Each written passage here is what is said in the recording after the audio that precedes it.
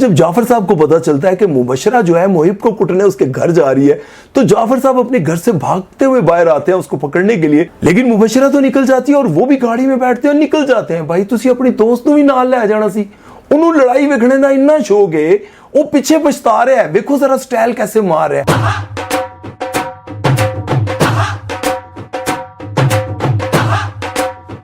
अस्सलाम वालेकुम फ्रेंड्स, मेरा नाम है सुमेर और आप देख रहे हैं सभी सुमेर यूट्यूब चैनल। तो दोस्तों आज हम एक बार फिर से ड्रामा सीरियल मैं क्या करने जा रहे हैं। आलू की माँ तो बुला लेते हैं सबसे पहले हम मुबशर भाई को। मुबशर भाई, ओ मुबशर भाई आ जाओ यार। सबसे पहले हमने कीमे वाली कढ़ाई जो है वो चढ़ा ली है चूल्हे पे। तो दोस्तों जैसा कि आप सबको पता है कि ड्रामा सीरियल में बहुत हिट जा रहा है और इस ड्रामे को देखने वाले ये कह रहे हैं कि ये ड्रामा वहाज अली की वजह से हिट जा रहा है और हम वहाज की वजह से इस ड्रामे को देखते हैं। लेकिन अगर मैं आपको अपनी ज़ाती राय दूं तो मैं सिर्फ आयजा खान की वजह से इस ड्रामे को देख रहा हूं और उसकी वजह यह है कि ड्रामे में आयजा खान की एक्टिंग और ड्रेसिंग को देखकर मुझे शाहरुख खान की वो पुरानी फिल्म जो कि बहुत हिट हुई थी चाहत की याद दिलाती है। रेशमा का कैरेक्टर देखें, जुनून देखें, गुस्सा देखें, उसकी ड्रेसिंग देखें और उसके बाद उसका पागलपन देखें तो आपके जहन में फौरन आयजा खान का मुबशरा वाला कैरेक्टर आएगा। रेशमा को भी अपनी खूबसूरत जवानी, अपनी ताकत और अपने पैसे पर बड़ा गुरूर होता है, लेकिन शाहरुख खान जब उसे उसके जुनून और उसकी बदतमीजियों की वजह से छोड़कर चला जाता है तो ठीक आयजा खान वाली हरकतें वो भी करती है। भैया आप समझते क्यों नहीं? मेरा भैया वो भैया नहीं रहा। अभी के बंदर को भूल गए हो तुम। मुझ पर दर्द का रूप को मुझसे छीन लिया। समझ में नहीं आ रही है बात आप लोगों को। क्या उसे फोन करे अभी? फिर मत कैसे हुई? मैं उसका गला दबा दूंगी तो अपने जान से मार दूंगी। ये किया है उसने। तो उठा के आसमान पे बिठा दिया था उसको। उसने नहीं समझा क्या? मुबशरा भी ठीक रेशमा वाली हरकतें कर रही होती है और कहती है कि मुहिब की इतनी औकात कि वो मुझे तलाक दे। बीबी हो गई तेनू। ये जो लोग होते हैं ना पैसे वाले, ये हर वक्त अपने से नीचे वाले को कहते रहते तुम्हारी औकात, तुम्हारी औकात, और फिर बेचारे मुंह के बल ऐसे गिरते हैं कि ना अपनी औकात रहती है और ना खानदान की। और यार सबसे ज्यादा दुख और तरस तो मुझे इस लड़की पर आया जिसने अपनी दोस्त के शोहर से शादी सिर्फ इसलिए कर ली कि चलो कोई बात नहीं, शोहर तो किसी अमीर लड़की का है ना, मेरे पास तो पैसे आते रहेंगे। लेकिन जब वो बताता है कि मैंने मुबशरा को तलाक दे दी तो इस लड़की का तो चेहरा देखने वाला था। क्या मतलब तुमने उसे तलाक दे दी? लेकिन मोहिब ये क्या किया तुमने? तुमने तो मुझे कहा था कि तुम इस मामले को सेंसिबल तरीके से हैंडल करोगे। तो क्या होगा? मतलब अब उसने ये सोचा था कि दोनों हाथों से लूटूंगी, इधर से भी आएंगे इधर से भी आएंगे और पैसा ही पैसा होगा। लेकिन मेरे तो नसीब ही फूट गए। अब इसी गरीब के साथ गुजारा करना पड़ेगा।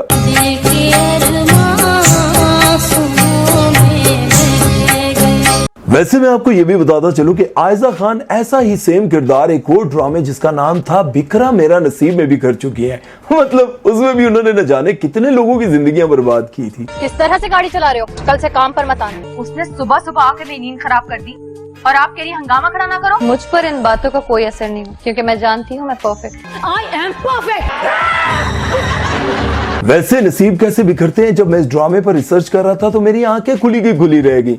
ड्रामा सीरियल मैं में भाभी का किरदार अदा करने वाली बिखरा मेरा नसीब में हीरोइन आया करती थी फिरोज खान और समी खान के साथ।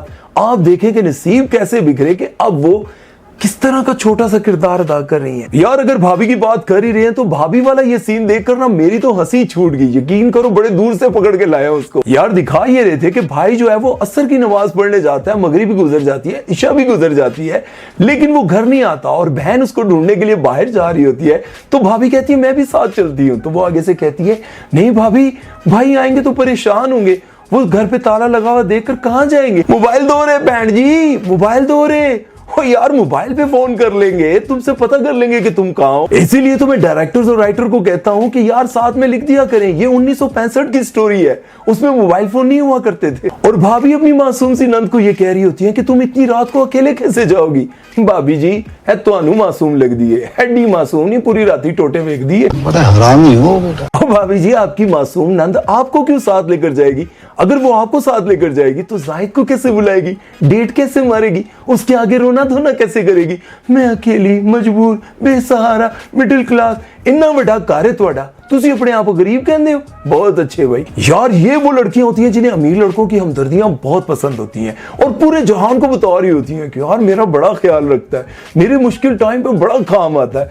लेकिन गली के उस सोहने खूबसूरत चिट्टे गोरे ऑनेस्ट सिंसियर लड़के की हमदर्दी इनको जरा चंगी नहीं लगती जिसके पास पटपटी हो, मेरा मतलब है 70 हो और वो बेचारा अपना पेट्रोल पूरा करने के लिए बाइकियां चलाता हो, उसकी सिंसियरिटी इनको जरा चंगी नहीं लगती। अगर एक बार से दूसरी बार वो पता करने आ जाता है ना इनके घर, भाई साहब आए कि नहीं आए, और 4 दफा हो आएंगे तो बता दूंगी, क्या बार बार पता करने आ जाते हो। और अमीर लड़का एक से दूसरी बार फोन भी कर लेना तो पूरे जहान को बताती है मुझे ना रात को उसने दूसरी बार फोन किया था। लाख दिलाना। और भाई इस ड्रामे में ना मुझे इन अंकल साहब की पर्सनालिटी सबसे ज्यादा अट्रैक्टिव लगी है, लेकिन इस ड्रामे में इनका कैरेक्टर बिल्कुल मोहल्ले की पपकुटनियों वाला है। मतलब जाहिद आकर जाफर साहब को कहता है कि आप अपने आप को संभालें, आप मुझे बड़े स्ट्रॉन्ग आदमी लगते हैं। लेकिन ये आगे से अंकल साहब क्या कहते हैं, नहीं नहीं तू नहीं बचना, जो कुछ तेरे नाल हो गया है ना उस तो बाद ते तेरा बचना बनता ही नहीं, तेनू टुर जाना चाहिए। ब्लड प्रेशर बहुत शूट अप कर गया। बात ही ऐसी है, अल्लाह ना करे कभी किसी के साथ ऐसा हो। भरी महफिल में किसी की बेटी को तलाक हो जाना कोई छोटी बात नहीं है। मतलब एक बंदा जो है वो कह रहा है कि आप काफी स्ट्रांग है, आपको हौसला करना चाहिए। लेकिन ये पापा कुटनी अंकल साहब उनको कह रहे होते हैं नहीं नहीं नहीं नहीं जाफर तू नहीं बचना, तेरे नाल बहुत ही बुरा हो गया। भरी महफिल में किसी की बेटी को तलाक हो जाना कोई छोटी बात नहीं है। अल्लाह ना करे कभी किसी के साथ ऐसा हो। और ऊपर से ये वाला सीन देखकर तो मुझे और भी पक्का यकीन हो गया कि इनका किरदार पूरा का पूरा पापा कुटनी वाला है। मतलब जब जाफर साहब को पता चलता है कि मुबशरा जो है मोहिब को कुटने उसके घर जा रही है तो जाफर साहब अपने घर से भागते हुए बाहर आते हैं उसको पकड़ने के लिए। लेकिन मुबशरा तो निकल जाती है और वो भी गाड़ी में बैठते हैं और निकल जाते हैं। भाई तुसी अपनी दोस्त भी नाल ले जाना सी, उन्होंने लड़ाई वेखने का इन्ना शौक है, वो पीछे पछता रहा है, देखो जरा स्टाइल कैसे मार रहा है।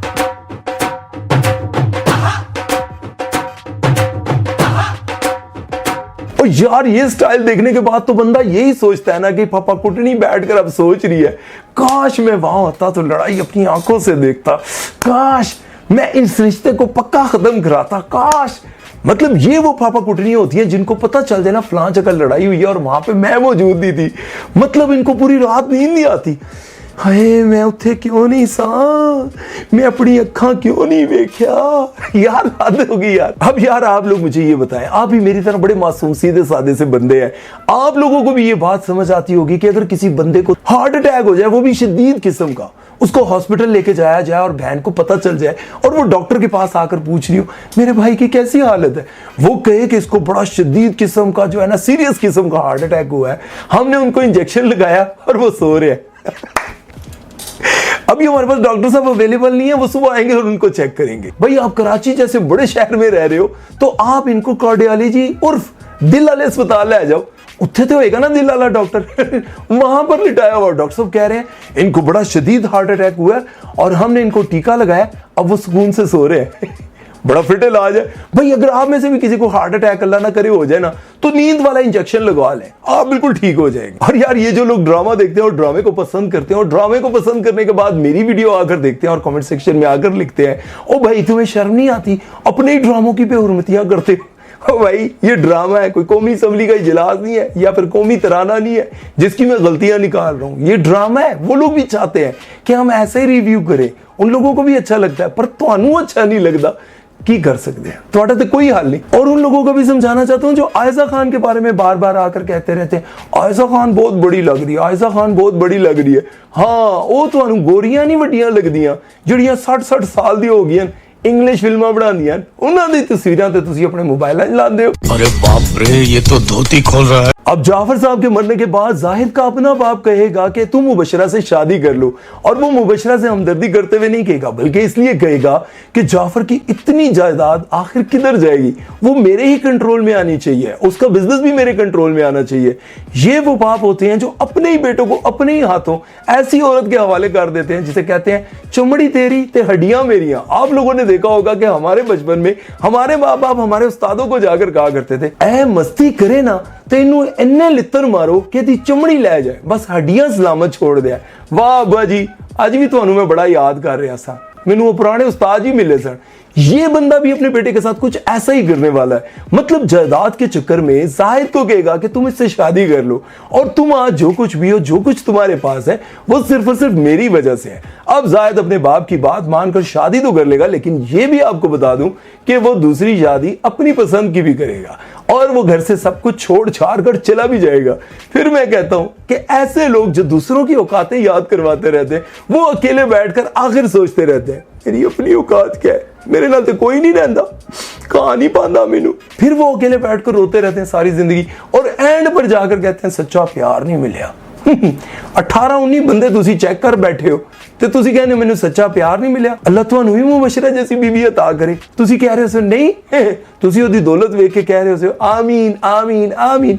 कोई नहीं, लभ जानी है, ढूंढो। ओके, फिर टेक केयर, अपना ख्याल रखना। सुमैर चौधरी नू दे इजाजत। अल्लाह हाफिज।